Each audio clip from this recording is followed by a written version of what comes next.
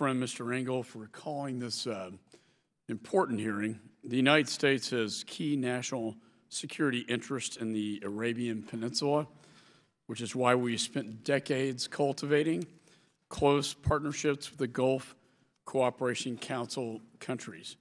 We've had a long history of working together to advance our shared strategic interests.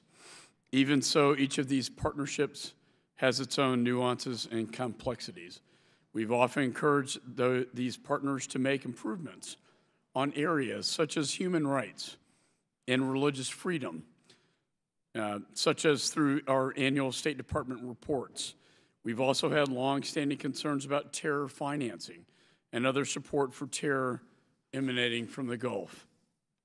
We are grateful for the progress that has been made in recent years, although there's still much work to be done. And like many, I was heartened to hear about the reforms on the horizon in Saudi Arabia, such as lifting the ban on women driving. In the context of this hope for the kingdom's future, I was both appalled and deeply saddened by the news of Jamal Khashoggi's murder.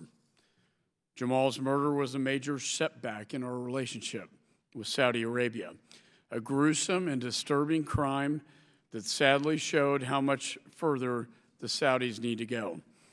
Nothing like this crime can happen again, and everybody responsible must be held accountable. This fall, we heard distressing reports that women's rights activists have been not only imprisoned but tortured. We need to see serious changes in the Saudis' behavior with respect to dissidents and expatriates to regain our trust. The lessons of this terrible event needs to be that intimidation and violence by any government against peaceful dissent will be met with strong disapproval by responsible nations. All of our witnesses have distinguished records of U.S. government service working on Middle Eastern issues. Amid daily reports about the fragility of the United Nations Special Envoy to Yemen's ongoing peace efforts, I look forward to hearing from our witnesses about what the United States can do to bring a sustainable political solution to the conflict that will help mitigate the urgent humanitarian crisis. Unfortunately, today's discussion of the Yemen war is complicated by the markup of what I believe to be an ill-advised bill. I will say more later, but I am alarmed that we are abusing a privileged war powers procedure to address questions where U.S. forces are not involved in combat. Not only does it fail to meaningfully address the security cooperation issues we face in the region, it also creates a dangerous precedent that could disrupt U.S. security cooperation with partners all around the world. With that said, the number of civilian deaths during this conflict is deeply concerning. Improvements in humanitarian access are critical to preventing the crisis from worsening.